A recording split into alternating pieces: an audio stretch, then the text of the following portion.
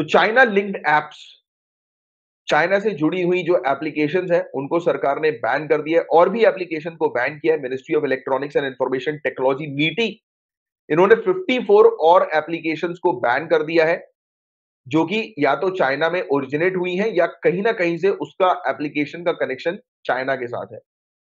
ये ऐप जो बैन की गई है वो नेशनल सिक्योरिटी की सुरक्षा के आधार पर, राष्ट्रीय सुरक्षा के खतरे के आधार पर जो है वो की गई है बैन।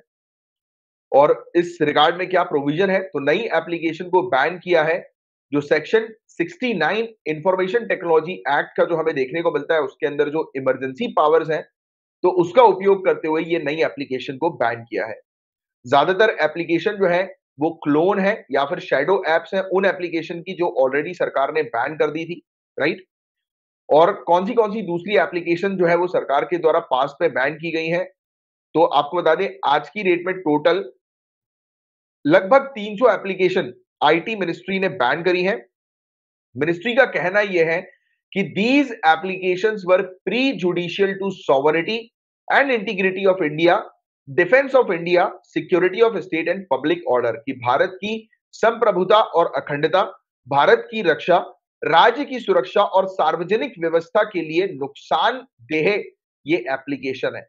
तो ऐसा जो है वो सरकार ने बताया है, मिनिस्ट्री ने बताया है। अब ये क्यों जरूरी है, तो गाइज आपको ऑलरेडी पता ही है कि चाइनीज एप्लीकेशन स्पाई करती है, निगरानी रखती है, ये आपका पर्सनल डेटा चुराकर आपके अगेंस्ट जो है वो डेटा का यूज कर सकती है, राइट। और या फिर आपका पर्सनल डेटा जो है वो चुराकर, और इवन ऐसा होता है कि डेटा जो है वो बिकते हैं, राइट, और बहुत बिकते हैं। जैसे कि कई बार आपने भी पर्सनली इस चीज को जो है वो ऑब्जर्व किया होगा कि जैसे कि आज की डेट में जो है वो मैं अगर अपनी पर्सनली जो है वो बात करूं या फिर इन जनरल, चलो मैं अपनी बात नहीं करता हूं क्योंकि वो कुछ पर्सनल चीजें हैं और वो अभी मैं बिजनेस पॉइंट ऑफ व्यू से ओपन नहीं करना चाहता हूं। जैसे कि अगर मैं कुछ चीजें सर्च कर रहा हूं या आप कुछ चीजें सर्च कर रहे हो, तो आपको एक चीज पता होगा कि वो जो सर्च वाली जो चीजें होती है ना, उसका भी एक एनालिटिक्स जो है वो रिकॉर्ड जो है वो तैयार हो जाता है। तो ये तो इंटरनेट की चीज हम लोग को जनरली देखने को मिलती है।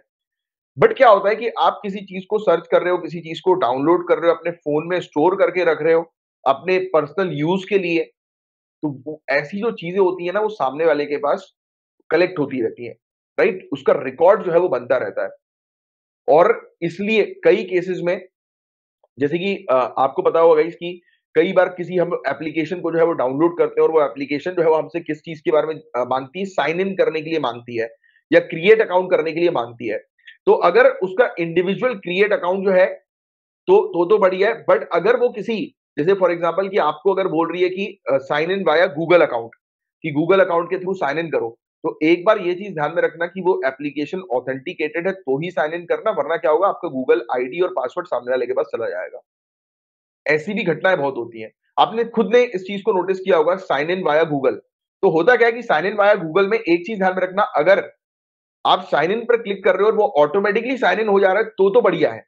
बट अगर आपसे यूजर आईडी और पासवर्ड वो मांग रहा है, तो मतलब ये मान के चलो कि वो आपका ब्लॉक कर देगा, या फिर आपकी यूजर आईडी और पासवर्ड सामने वाले के पास चले जाएंगे, तो आपका डेटा क्या हुआ, चला गया, लीक हो गया। तो ऐसी चीजें हैं।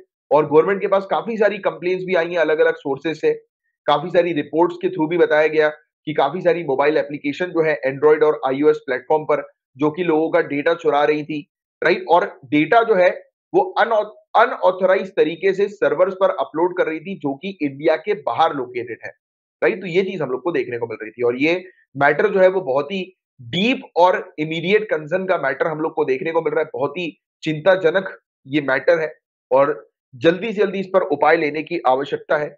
और Indian cyber crime coordination centre जो मिनिस्ट्री ऑफ होम अफेयर्स के अंडर हम लोग को देखने को मिलती है, इसने तक रिकमेंडेशंस दिए थे काफी सारी एप्लीकेशंस को ब्लॉक करने के, राइट। तो ये चीज हम लोग को देखने को मिलती है। तो इंडिया की सिक्योरिटी पॉइंट ऑफ व्यू से एप्लीकेशन को हमने, national security point of view से एप्लीकेशन को ब्लॉक किया है। और सेक्शन 69A आईटी एक्ट का जो है वो क्या कहता है, तो सेक्शन 69A जो आईटी एक्ट का है, ये पावर देता है सेंट्रल गवर्नमेंट को कि सेंट्रल गवर्नमेंट किसी भी वेबसाइट को या कंप्यूटर रिसोर्सेज को जो है वो ब्लॉक कर सकते हैं, इंडिया के डिफेंस के इंटरेस्ट के लिए, इंडिया की सॉवरेनिटी इंटीग्रिटी के लिए, इंडिया की सिक्योरिटी के लिए। अगर कोई ऐसी चीज, ऐसी कंप्यूटर रिसोर्सेज या वेबसाइट जो कि हमारे फ्रेंडली रिलेशन किसी फॉरेन कंट्री के साथ अगर खराब कर रहे हैं, तो उसको भी बैन किया जा सकता है। अगर कोई भी ऐसी टेक्नोलॉजी जो कि पब्लिक ऑर्डर को जो है वो वायलेट कर रही है, लॉ एंड ऑर्डर की सिचुएशन को खराब कर रही है, उस या खराब करने के लिए रिस्पॉन्सिबल है, तो ऐसी एप्लीकेशंस को, ऐसी वेबसाइट को, कंप्यूटर रिसोर्सेज को ब्लॉक करने के लिए, बैन करने के लिए पावर जो है वो सेंट्रल गवर्नमेंट के पास है। और जो अभी चाइनीज मोबाइल एप्लीकेशन जो हंड्रेड्स की मात्रा में हम लोग को देखने को मिल रही है, यानी कि 300 के आसपास जो एप्लीकेशन ब्लॉक की गई हैं, तो वो क्लियरली ये चीज बताते हैं कि इंडिया जो है वो सीरियस है। इंडिया के पास जो इतना बड़ा मार्केट हम लोग को देखने को मिलता है, राइट? और जो हम लोग जियो पॉलिटिकल इश्यूज से जो जूझ रहे हैं, डेंजरस जियो पॉलिटिकल इश्यूज से जो जूझ रहे हैं, तो इंडिया ने क्लियर कर दिया कि इंडिया हर वो कदम उठाएगी अपनी सिक्योरिटी को मेंटेन करने का, बरकरार रखने का, राइट? और चाइना का रिस्पांस इस बैन को लेकर क्या है, तो एक ही गाना गा रहा है चाइना कि इंडिया ने जो ये हरकत करी है वो वर्ल्ड ट्रेड ऑर्गेनाइजेशन के रूल्स का उल्लंघन किया है, राइट? वर्ल्ड ट्रेड ऑर्गेनाइजेशन के रूल्स को वायलेट किया है। तो ये बस चीन गाना गा रहा है, क्योंकि ऑब्वियस सी बात है यही गाना गा सकेगा ना वो, क्योंकि और इसके अलावा क्योंकि उसको खुद को पता है कि वो गलती जो है उसने करी है, स्पाई वो करता है, और उसके स्पाई वाली हरकतें जो है वो कई बार जो है वो सामने आ चुकी है। इसने अपनी कंट्री के खुद के लोगों के ऊपर जो है वो निगरानी रखी थी, जैसे कि उइगुर मुस्लिम का इशू, आपको पता होगा इस चीज के बारे में, उइगुर मुस्लिम्स के ऊपर इसने निगरानी रखी थी, राइट? फेशियल आइडेंटिफिकेशन टेक्नोलॉजी जो हम लोग को देखने को मिलती है उसके थ्रू, है ना? फेशियल रिकॉग्नाइजेशन टेक्नोलॉजी, यस, है ना? तो ये चीज है। तो ये था गाइस पूरा ओवरऑल टॉपिक।